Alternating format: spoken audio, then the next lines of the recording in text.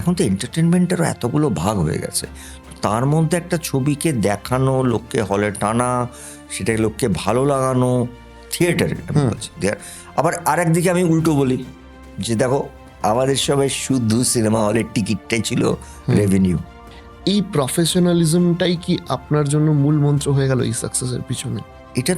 এটা কোনো extra curriculum না যেটা আমি এক্সট্রা কিছু করছি। আপনার অ্যাক্টিং এর ইন্সপিরেশন কে কে? অবভিয়াসলি নাম বলবো, উত্তম জেঠু বলি, সৌমিত্র কাকু বলি, নাসিরুদ্দিন শাহ বলি, কামাল হাসানের আমি বিশাল ফ্যান। কিন্তু আমি হচ্ছে তুলসী চক্রবর্তীরও ফ্যান। মানে আমাকে যদি আজকে ঋত্বিকের মতন একজন অভিনেতার সঙ্গে শেয়ার করতে হয় স্ক্রিন, আমার তো হাত পা কাঁপে। আপনি একটা সাক্ষাৎকারে ইনফ্যাক্ট বলছিলেন না যে আমি মনেই করি না যে আমি আগের জেনারেশনের লোক। না, একেবারে না। আমি কেন মনে করব?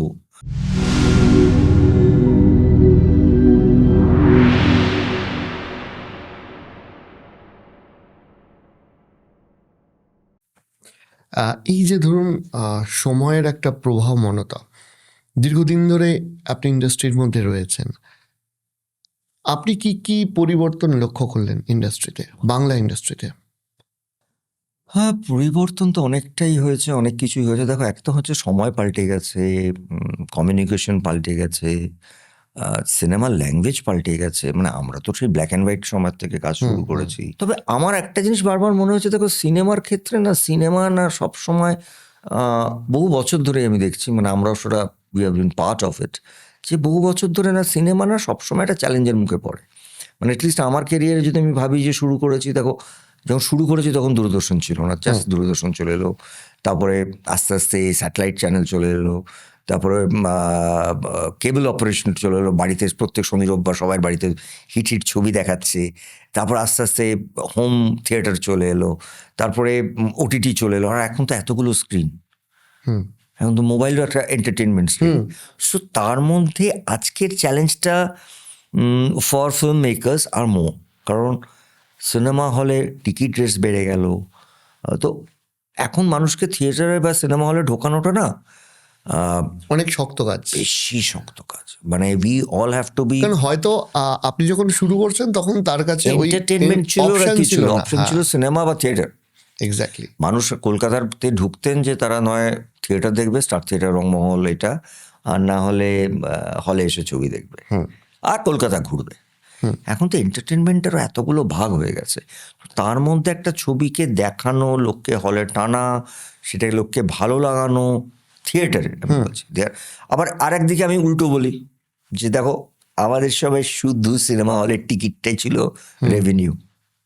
হ্যাঁ, উল্টোটা বলছি, সেখানে আবার একটা কঠিন লড়াই আছে। আমাদের কিন্তু অন্য কোনো সাপোর্ট ছিল না যে আমার ভাই ছবি কভার করার জন্য আমি এটা স্যাটেলাইট বিক্রি করতে পারছি, বা একটা উমুক রাইটস বিক্রি করতে পারছি, বা একটা গানের রাইট। অনলি টিকিট থেকেই পুরো পয়সাটা তুলে লাভ হতো। একদম। তো ওটার একটা অন্যরকম লড়াই, একটা লড়াই একটা। আপনি একটা জিনিস বলুন, 1.5 টাকা না, আড়াই টাকা না 3 টাকার টিকিট ছিল।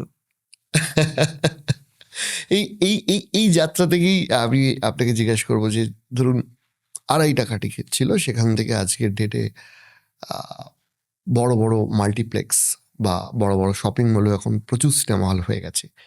ধরুন এতদিন আপনি ইন্ডাস্ট্রিতে রয়েছেন, আপনার, আমি শুধু একজন অভিনেতা প্রসেনজিৎ চট্টোপাধ্যায়কে প্রশ্ন করছি না, একজন ডেডিকেটেড মানুষকে প্রশ্ন করছি, যে ধরুন জীবনের, ব্যক্তিগত জীবনে উত্থান পতন এর মধ্যে থেকে যায়, এই পার্সোনাল ভালো লাগা মন্দ লাগাগুলোকে নিয়েও প্রতিদিন পরিশ্রম করে যাওয়া, এই যে প্রফেশনালিজম, এইটা আপনাকে আজকের ডেটে এসে কি মনে হয়েছে যে এই প্রফেশনালিজমটাই কি আপনার জন্য মূল মন্ত্র হয়ে গেল এই সাকসেসের পিছনে?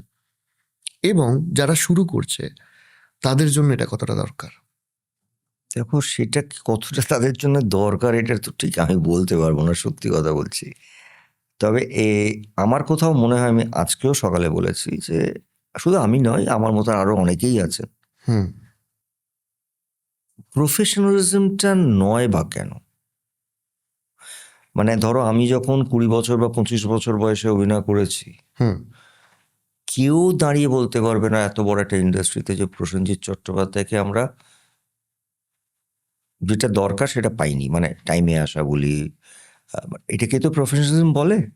মানে এটার একটা উদাহরণ দিচ্ছি, মানে এবং আজকে আমার প্রায় 45 বছর কাজ হচ্ছে। আজকেও আমি চেষ্টা করি, যদি কোনো কারণে আমার 15 মিনিট দেরি হয়, ইভেন ফর আচ্ছা হয়তো মিডিয়া বা অন্য কোনো কাজ, বা এমনি আমার ইন্ডাস্ট্রির বাইরেও কোনো কাজ, আমি যদি বলি যে আমি 5:30টায় যাবো, আমি যদি আমার 6টা হয়ে যায়, আমি তো হাত জোর করে করে ঢুকি, বাবু এখানে এটার জন্য হয়েছে, এটা ওটার জন্য হয়েছে, বাট আই গিভ, ওরা বলছে তোমাকে ক্ল্যারিফাই করতে হবে না, we all know your on time, it's not the time. আমার একটাই কথা, যে আমরা সিনেমা বানাচ্ছি বা আমরা সিনেমাতে কাজ করছি বা অন্য কিছুতে কাজ করছি, কিন্তু এইটা তো আমার একটা কাজ। হুম মানে আমি যদি আজকে কোনো কর্পোরেটে চাকরি করতাম বা একটা ব্যাংকে চাকরি করতাম, 10টার জায়গায় তো আমি 12টায় ঢুকতে পারি না। হুম সো এই প্রফেশনালিজমটা না শুধুমাত্র আমায় হেল্প করেনি। তুমি যে কোনো পুরোনো প্রডিউসারের সঙ্গে ইন্টারভিউ নিও বা কথা বলো, তারা বলে আমাদের ছবিটা বুম্বাদাকে নিলে 10 লাখ টাকা কমে আমরা উঠিয়ে নিই ছবি। কারণ ওই লোকটা যেই 9টায় ঢুকে যায়, আমাকে ডিরেক্টর, ক্যামেরাম্যান লাইট করে ঠিক 9:30টার মধ্যে ওরা রোল করবে। হুম এটা অনেকটা ম্যাটার করে।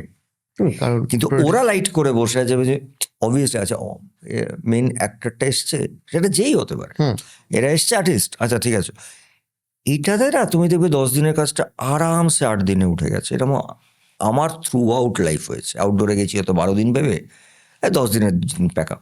লাভবানটা প্রডিউসাররাও হয়েছে। হুম মানে 2 দিন কমা মানে অনেকটা লাভ।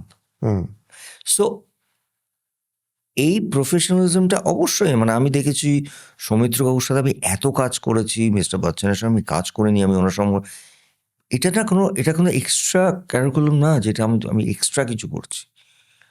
It's my duty. এটা আমার আমি তো প্রফেশনাল অ্যাক্টর হিসেবে প্রফেশনাল ফিজ দিই, হুম ট্যাক্স দিই। সো ওয়াই ডোন্ট, মানে it's my duty to maintain some professionalism, right? আচ্ছা, যদি অ্যাক্টিং ধরি, আপনার অ্যাক্টিংয়ের, আমি স্পেসিফিক কোনো ফিগার যদি একজন না হয় 2-3 জন হতে পারে, আপনার অ্যাক্টিংয়ের ইন্সপিরেশন কে কে, মানে কাদের দেখে আপনি মনে করেছেন যে এই মানুষগুলো আমার ইন্সপিরেশন দেখো হতে পারে? মানে আমি বলছি যে অনেকে আছেন আলাদা আলাদা করে মারাত্মক, মানে আপনার তুমি ধরো পরিবারেই আমি রয়েছে বলছি, মানে বাবা। আমি বলছি আল পাচিনো বা আল পাচিনো, ডাস্টিন হফম্যান, এদের আমি অসম্ভব।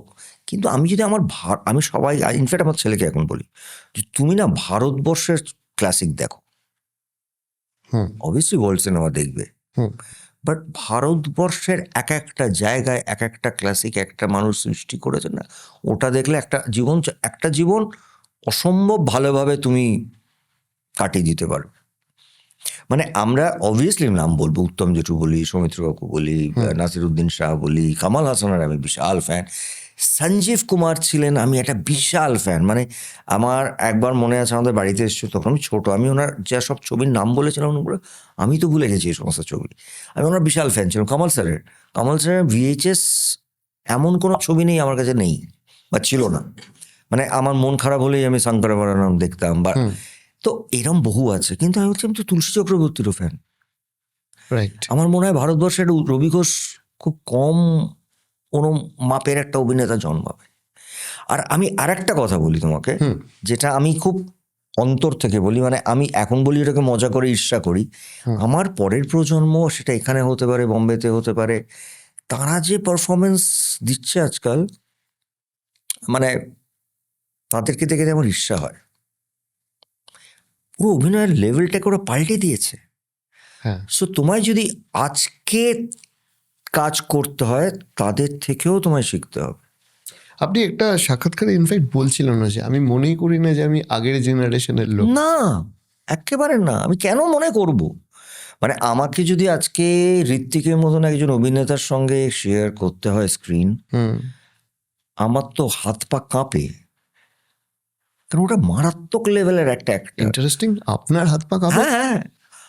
কৌশিক গাঙ্গুলি জানে, আমার জ্যেষ্ঠ পুত্রেতে টেন্সড হয়ে থাকতাম। কারণ আমি ওদেরকে আমি ভালোবাসি, ওরাও আমাকে অসম্ভব শ্রদ্ধা করে, কিন্তু অভিনেতা হিসেবে আমি ওদেরকে শ্রদ্ধাও করি। কৌশিক গাঙ্গুলি নিজে একজন, মানে একটা বিচ্ছিরি লেভেল, আমি ওকে বলি তুই একটা বিচ্ছিরি লেভেলের অ্যাক্টর।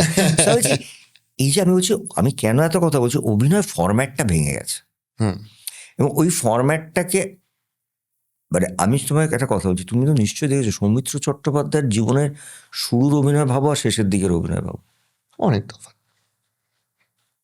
তা আমার কাছে এই মানুষগুলোই হচ্ছে ইন্সপিরেশন। হুম সময়ের সাথে সাথে অভিনয়টাও পাল্টায়, তার ধারা পাল্টায়, সংলাপ বলার ধরন পাল্টায়। হুম মীর আমাকে একবার মজা করে বলেছিল, বোমাদা আগে না আমি তোমাকে কপি করে করেই সব চালাতাম, এখন তুমি এমন সব ছবি করো না তোমাকে কপি করা যায় না, এক একটাতে এক রকম করছো। সো কিন্তু আমি বলছি এই কথা, এই জিনিসগুলো না আমি শিখেছি মানে, এবং এটার জন্য একটা সময় আসে। হুম